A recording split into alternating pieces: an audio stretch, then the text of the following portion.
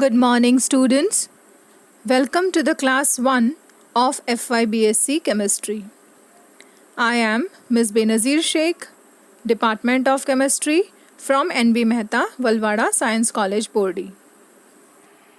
Students, for your first semester, I shall be taking paper 1, that is Chemistry 1, in that Unit 2. It includes 2 chapters, that is Atomic Structure and Periodic Table and Periodicity. So students, first we shall start with Periodic Table and Periodicity. The learning outcomes from this topic shall be: students, you shall be able to understand the long form of the periodic table, the modern periodic law. You shall be able to understand the significance of atomic number and electronic configuration. You shall be able to explain the classification of elements into different blocks, the periodic trends in physical and chemical properties of elements, and different periodic properties like atomic and ionic size, electron gain enthalpy, ionization enthalpy, effective nuclear charge, that is Slater rule, electronegativity with respect to Pauling, Mulliken and Alfred Rochow, numericals on the same. So let's get started. So students, we know that chemistry is defined as the study of composition, structure and properties of matter and the reactions by which one form of matter may be converted into another form. Students, chemistry is an active evolving science and is of vital importance to the entire world. A subject with an ancient roots, it is a modern science, called as a central science. Students, we know that there are various branches of chemistry like physical chemistry, inorganic chemistry, organic chemistry, analytical chemistry and biochemistry. So students, you might have studied about the different terms like elements, compounds and mixtures. So we know that an element is defined as a substance which cannot be separated into simpler substances by any chemical processes. The examples could be gold, silver, copper, carbon, etc. And there are 118 elements which are identified till recently. Most are naturally occurring and few are prepared in the laboratory. Chemists use 1 or 2 letter symbols to represent these elements. All the chemical symbols have first letter in capital and the second letter in small. The symbols of the elements are derived either from English names or from Latin names of the elements. Elements contain one type of atom, only one type of atom, and elements are further classified as metals, non-metals and metalloids. So the question arises, what is the need of classification of elements, or why is systematic classification of elements necessary? Well, the answer to this question is, at present about 118 elements are known, isn't it? These elements form a large number of compounds. So, a systematic study of these elements and their compounds is possible only when these elements are arranged in such a manner that the arrangement is closely related to their properties. So, there was a need of classification of elements. So students, the main aim of organizing the elements in the periodic table was to simplify and systematize the study of properties of all the elements and millions of their compounds. So students, on the basis of similarities in the chemical properties, the elements have now been divided into groups, and nowadays these elements are studied in the form of groups, which has not only made the study simpler but also effective. So students, let's have a quick look on the history of development of the periodic table. Students, in the year 1815, William Roth suggested the unitary theory. According to that theory, the values of the atomic weights of all elements were whole numbers. This theory implied that all the elements were made up of hydrogen atoms.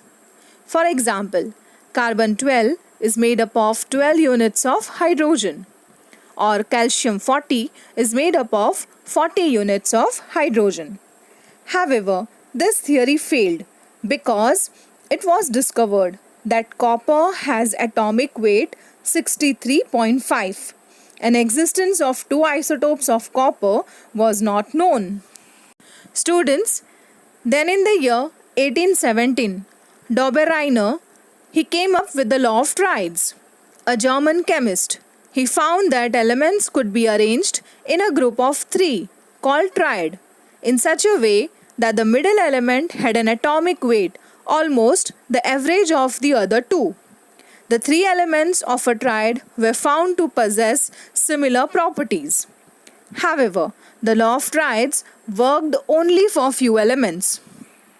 Students, in the year 1854, Cook classified the elements in several homologous series on the basis of their physical and chemical properties. Students, in the year 1865, an English chemist, that is Newland, he came up with the idea of Newland's law of octaves. He arranged elements in the increasing order of the atomic weights and found that the properties of the eighth element were similar to those of the first. However, the law failed in case of higher atomic weight elements and inert gases. Students, in the year 1869, Lothar Meyer, a German chemist, he plotted various physical properties of elements.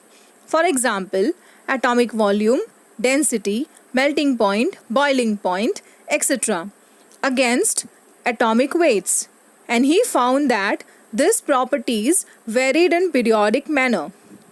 However, on the basis of this study, he arranged elements in such a way that it resembled Mendeleev's arrangement of elements. However, students, Lothar Meyer is more remembered for his atomic volume curve than for his arrangement of elements. So students, after such number of attempts made by different scientists to classify the known elements, the most satisfactory way of classifying the elements was given by Mendeleev in the year 1869. Mendeleev, a Russian scientist, he observed that when the elements are arranged in the order of the increasing atomic weights, certain periodicities in physical and chemical properties can be shown.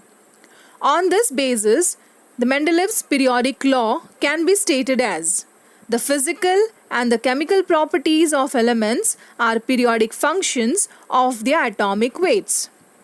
However, it was later observed that all atoms of elements did not have the same weight.